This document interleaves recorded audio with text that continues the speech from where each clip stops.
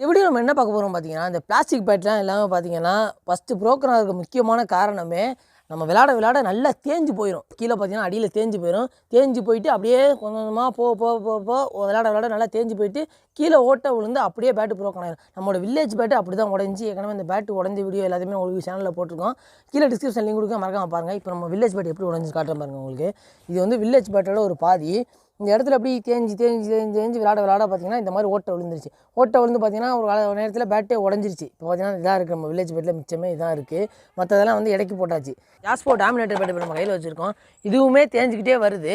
இந்த மாதிரி கொஞ்ச நாள் தேஞ்சிட்டே போச்சுன்னு பார்த்தீங்கன்னா இந்த இடத்துல கரெக்டாக ஓட்டை விழுந்து அதே மாதிரி உடஞ்சி நொறுங்கி போயிடும். இது மாதிரி தான் எல்லா பிளாஸ்டிக் பேட்டுமே ஆகிட்டு இருக்கு.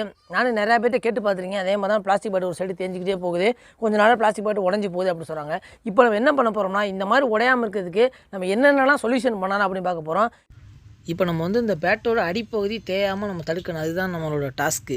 இப்போ அதுக்காண்டி ஃபஸ்ட்டு என்ன பண்ண போகிறோம் பார்த்தீங்கன்னா, எம்சியில் நல்லா மிக்ஸ் பண்ணிவிட்டு அதையே ஒரு லேயர் மாதிரி கொடுக்க போகிறோம். பேட்டுக்கு அடியில் லேயர் மாதிரி கொடுத்தோம்னா நம்ம விளையாடும் போது அந்த எம்சியில் தான் தேயுமே தவிர இந்த பேட்டு தேயாது, பேட்டு சீக்கிரம் உடையாது அப்படி சொல்லிட்டு ஒரு ஐடியா. அது எந்த அளவுக்கு ஒர்க் ஆகுதுன்னு இல்லைன்னு தெரியல. ஒர்க் அவுட் பண்ணி பார்த்துட்டு இது ரிசல்ட்டை நான் உங்களுக்கு சொல்கிறேன். தண்ணியில் நல்லா இருந்துச்சுடா. செம்மையாக இருந்துச்சு. பஜ்ஜி மாதிரி இருந்துச்சு, வெங்காய பஜ்ஜி மாதிரி. உனக்கு வேணுமா? வேணாம், அப்படியே வச்சு ஆட்டாமல் பண்ணு.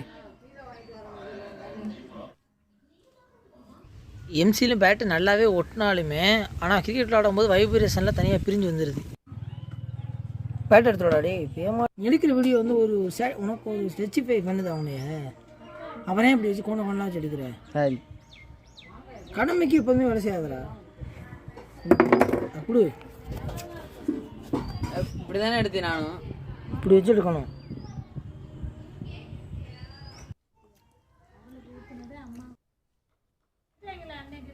டைல்ஸ் ஒட்டியா? டைல்ஸு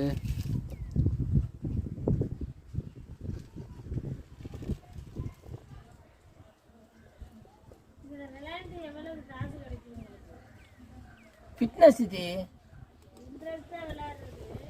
ஆமாம்,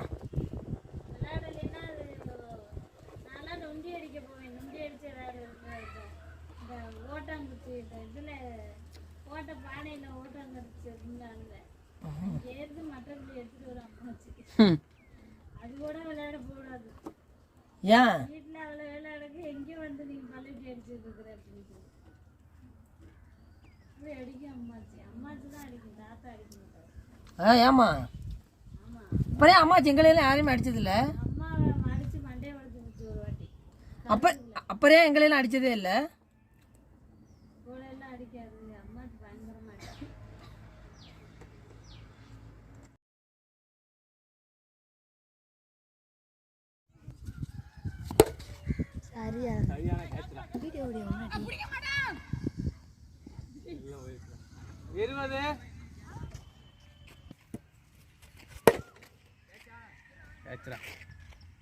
கப்படாவன் வீட்டில் பழைய சோறு போயிருச்சுடா. கேச்சுடா, சரியான கேச்சுடா, சரியான கேச்சுடா. நம்மளோட இந்த 2 அட்டம்ப்ட்டுமே ஃபெயில் ஆகிடுச்சு. நமக்கு இது வந்து டெம்பரரி சொல்யூஷன் தான் கொடுக்குது. ஒரு வாரம் வரைக்கும் நிற்கிது. அதுக்கப்புறம் பார்த்தீங்கன்னா அதுவே எடுத்துகிட்டு வந்துடுது. உங்களுக்கு ஏதாவது ஒரு பர்மனன்ட் சொல்யூஷன் தெரிஞ்சுன்னா கீழே கமெண்ட்